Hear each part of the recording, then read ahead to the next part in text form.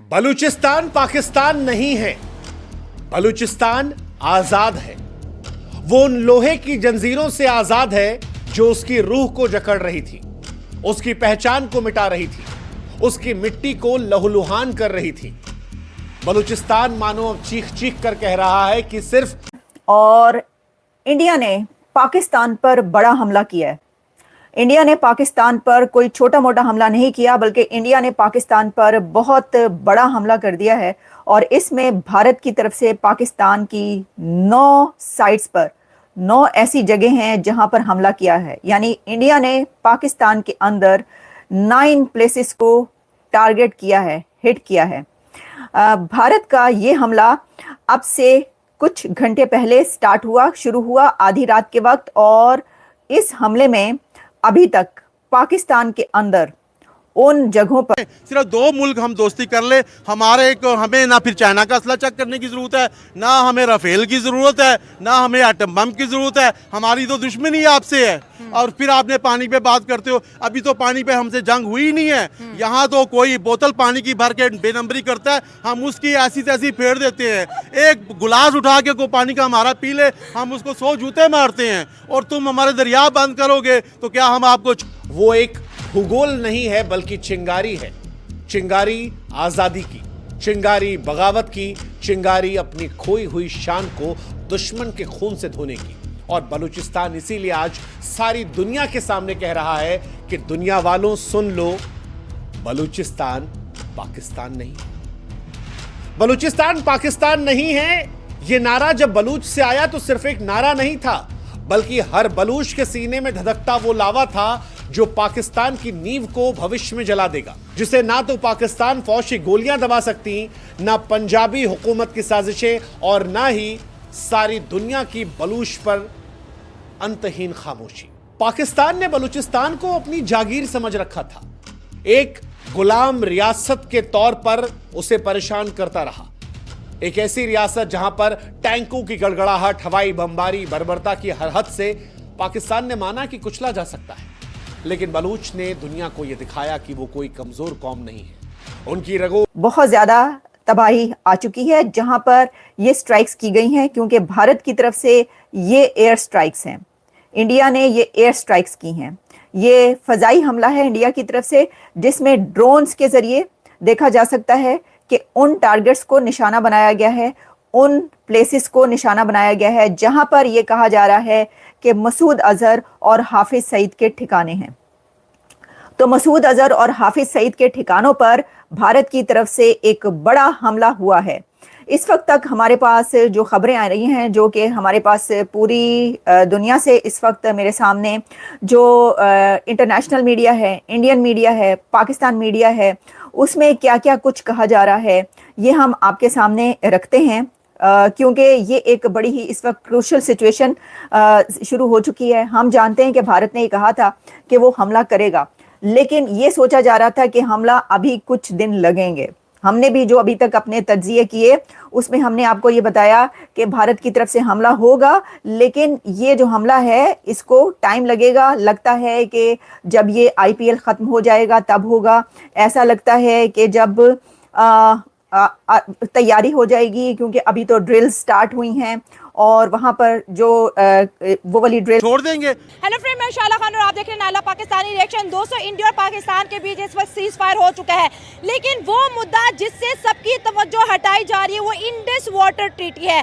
वो है रियल जंग इंडिया और पाकिस्तान के बीच जो पानी को लेके है। मोदी साहब ने इंडस वाटर ट्रीटी 1960 में सस्पेंड की, और अजय बंगा जो कि वर्ल्ड बैंक के इस वक्त जो है चेयरमैन है, उन्होंने बोला कि हम कोई भी मामले में फैसिलिटेट नहीं करेंगे। ये वो जंग है जिसका इंडिया और पाकिस्तान मुतालबा कर रहे थे कि अगर भारत हमारा पानी बंद करेगा तो पाकिस्तान सरवाइव कैसे करेगा।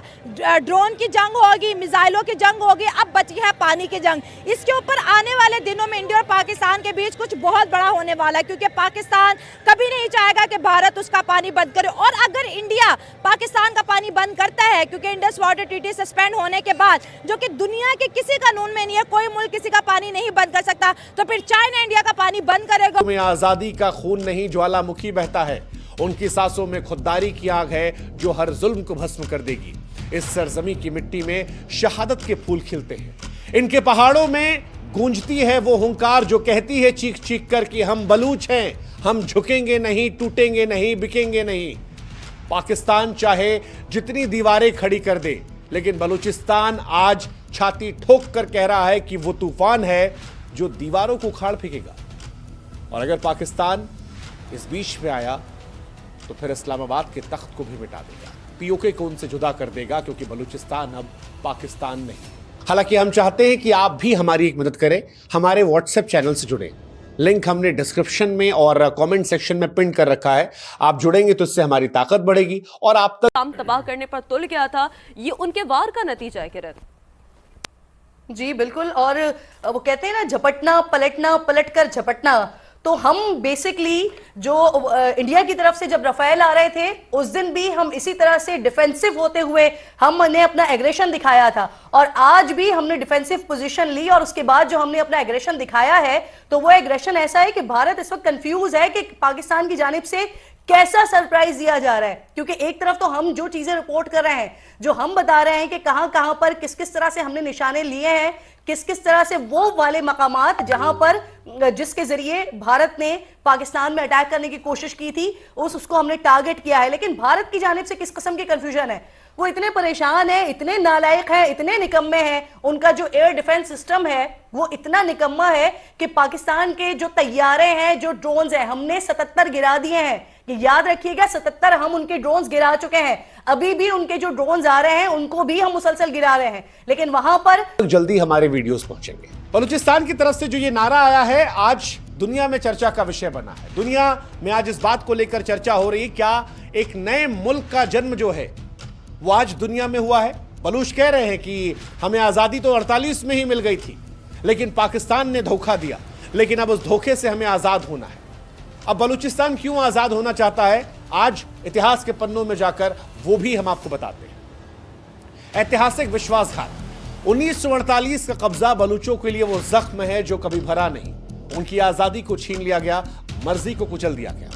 बलूचिस्तान में पाकिस्तान की आर्थिक लूट। दरअसल बलूचिस्तान पाकिस्तान का कुल 46% है, जहां सबसे ज्यादा खनिज होती है, लेकिन 70% आबादी गरीबी रेखा के नीचे है। बदर से चीन और पंजाब माला माल है, लेकिन बलूच वो भूखा है। सांस्कृतिक नरसंहार हुआ है बलूचिस्तान के साथ, क्योंकि बलूचों की अपनी पहचान है, अपनी भाषा है, अपनी संस्कृति है, लेकिन उनकी पहचान को पंजाबी वर्चस्व ने मिटाने की भरसक कोशिश की। उनकी जुबान को दबाया गया, उनकी विरासत को अपमानित किया गया। लेकिन बलूच कह रहे हैं अब नहीं चलेगा, मानव अधिकारों का कत्ल नहीं चलेगा। वो जो हजारों बलूच कार्यकर्ताओं, पत्रकार, कहता हूं कि आज मैं आपकी कोई तारीफ नहीं करूंगा, आज मैं सिर्फ पाकिस्तान की तारीफ करूंगा। और ये जो जंग थी ना, असल आप कह रही है पानी पे होनी है, वो तो अभी हुई नहीं है ना। हाँ, ये तो ये मुद्दा उठा पहलगाम अटैक के बाद। हाँ, ये तो वो जंग तो अभी हुई नहीं है ना। देखें, हमारा अभी तक इंडिया ने पानी बंद किया है, जिस दिन हमारा उससे ज्यादा उसने छोड़ दिया है। जिस दिन से कहा है ना कि पानी बंद करूंगा, आजाद कश्मीर में छोड़ा, उसने छोड़ा है। अभी तो हमारा पानी बंद नहीं हुआ, हमारी कोई ज़मीनें बंजर नहीं हुई। जिस दिन हमारी ज़मीनें बंजर होंगी, जिस दिन हमारी ज़मीन से पानी नहीं निकला, फिर हम जंग करेंगे। अभी तो हमारी वो जंग नहीं। ये तो हमने एक किस्म का कि राफेल को गंदा करने के लिए, फ्रांस की कंपनी को गंदा करने के लिए ये एक तजर्बा हुआ है, हमें मौका मिला। और चाइना के F-70 जिसको दुनिया मानती नहीं है, चाइना की, हम पाकिस्तानी अवाम भी कहते हैं चाइना की चले तो रात तक, चल जाए तो चांद तक, ना चले तो रात तक। तो चाइना के F-70 का तजर्बा नहीं था हमें किसी दुनिया। वैसे एक बात है, हमने बड़ा रिस्क लिया हुआ है, सारी डिफेंस चाइना का। देखिए, सिर्फ F-16 है जो अमेरिका से लिए हैं, वो तो इस दफ़ा यूज ही नहीं हुए। सारा कुछ चाइना से मंगवा लिया, वो मुल्क जिसने कभी जंग ही नहीं लड़ी। अब देखिए, फ्रांस हो, यूरोप हो, अमेरिका हो, इसके असले पे रशिया 70%। भारत हमसे 4 गुना ज्यादा है। एक बहुत बड़ा मुल्क है, अगर उसके 70% बिजली की मौतली की बात हो रही है तो ये बहुत बड़ी खबर है, ये बहुत बड़ी बात है। फिर इसी तरह से अगर हम उनके एयर डिफेंस सिस्टम की बात करते हैं, अगर हम 26 मकामात पर अटैक्स करने की बात करते हैं, और ये वो इत्तलात हैं, ये वो मुसद्दका इत्तलात हैं जो हम तो बता रहे हैं, अपने एक्शन से भी बता रहे हैं, अपनी टीवी स्क्रीन पर भी बता रहे हैं, लेकिन भारतीय मीडिया खुद भी ये रिपोर्ट कर रहा है। ये वही भारतीय मीडिया है जो कल और परसों तक कभी कराची में, कभी लाहौर में, कभी इस्लामाबाद में, कहां कहां पर अटैक कर रहा था और अगले दिन कितनी सुक्की हुई थी, कितनी मुंह की खानी पड़ी थी। लेकिन आज जैसे ही सुख का आगाज हुआ है, यानी पहली पौ फटी है और उसके बाद पाकिस्तान ने आगाज किया है, और आगाज करने पे अब कुछ वक्त गुजरा है, अभी कुछ ही वक्त गुजरा है, और उसके बाद जिस तरह की इत्तलात आ रही हैं और जिस तरह से बौखलाहट का भारत शिकार हो गया है, ये हम कोशिश कर रहे थे हम मुसलसल कोशिश कर रहे थे कि हम अमन पसंद मुल्क हैं, अमन के साथ बात आगे बढ़ाएं। आपके लोग मरे थे, आपके मुल्क में अगर कोई अटैक हुआ था, आपके पास अगर कोई वाकया हुआ था, हमारा ना लेना ना देना, लेकिन फिर भी हम कह रहे थे कि हम चाहते हैं कि आप ताउन करें, इसमें हम इन्वेस्टिगेशन करवा लेते हैं। हालांकि हमारा कोई लेना देना नहीं था, लेकिन भारत की जानिब से कहा जा रहा था कि क्योंकि आपने करवाया है, क्योंकि भारत की हमेशा की आदत है। आज ये तारीख आ गई, आज ये दिन आ गया कि भारत को हमें बताना पड़ा कि तादाद जो है ना, वो न भारत ने पानी लौटाया, न पॉलिसी बदली, न माफ किया, लेकिन पाकिस्तान वो जो गला फाड़ फाड़ कर दहाड़ रहा था, चुपचाप एक जवान को लौटा दिया।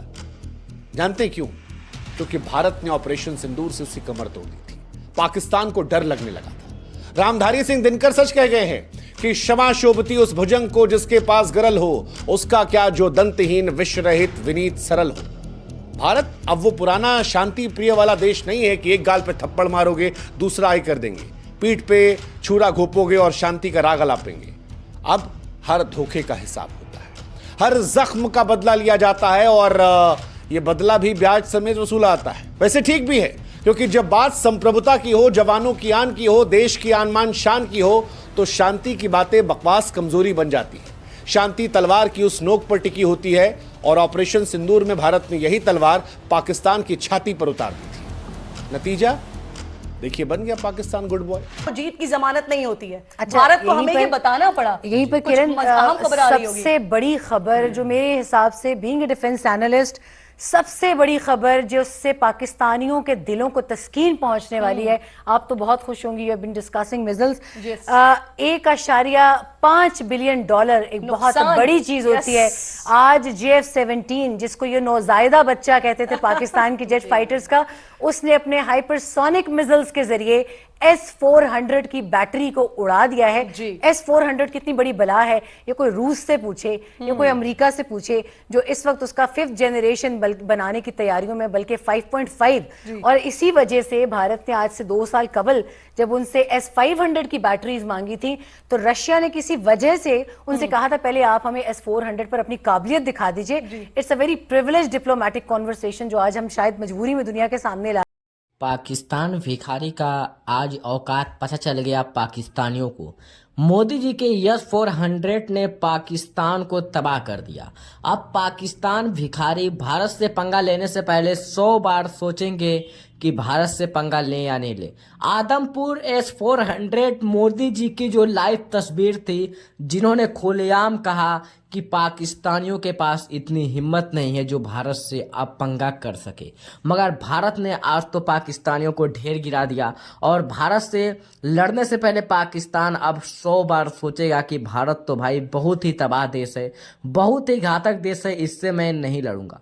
भाई भारत एक ब्रांड देश है जिसकी बराबरी करना नामुमकिन है। इन पाकिस्तानियों भिखारियों को कौन समझाए कि भिखारियों लोन लेकर, कर्जा लेकर, 1-1 रुपए मांगकर, 1-1 डॉलर की भीख मांगकर जंग लड़ रहे हैं। उसके बाद भिखारियों बता रहे हैं कि भिखारी की हमारे पास दुनिया की नंबर 1 लीग है PSL लीग।